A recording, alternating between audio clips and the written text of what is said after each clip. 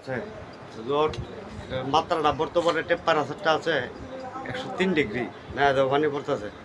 ঠিক আছে বোকা, আমি কিন্তু এন বেশি কোনো দামি ওষুধ প্রয়োগ করতেছি না, যেটি দিব এটিতে ঠিক হয়ে যাবে বোকা। খালি ধৈর্য ধরে খাওয়াবেন, বাস অতটুকু। বুঝতে পারছেন নি? কারণ বাইরের জন্য তো জ্বর সাধারণ ট্রিটমেন্ট হয়ে যাবে বোকা। ঠিক আছে,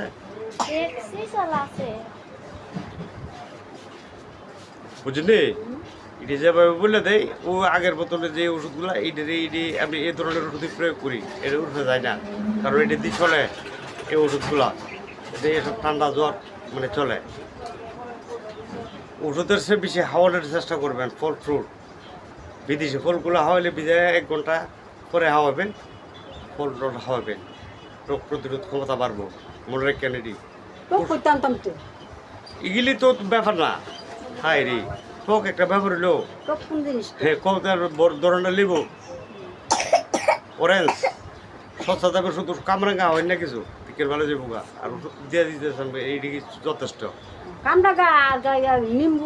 হ্যাঁ হ্যাঁ হ্যাঁ, খুব ভালো জিনিস। গোসল করাবেন রীতিমতো, কারণ এগুলি সাধারণ হ্যাঁ না, হ্যাঁ গোসল করা হ্যাঁ হ্যাঁ ঠিক আছে ঠিক আছে। এর জন্যই এইটি সাধারণ ওষুধের দূরে যা কাজ করে না। সবচেয়ে বেশি হইল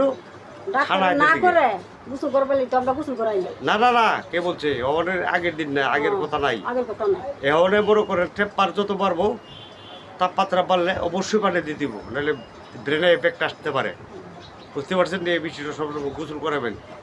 এতে বাইরে জড়িতে যাবো 2-2.5 দিন পরে এমনিতে যাবো, কোনো সমস্যা নাই, অসুবিধা নাই। খাইবেন খাইবেন, আমি যাবো বললে করবেন। ঠিক আছে।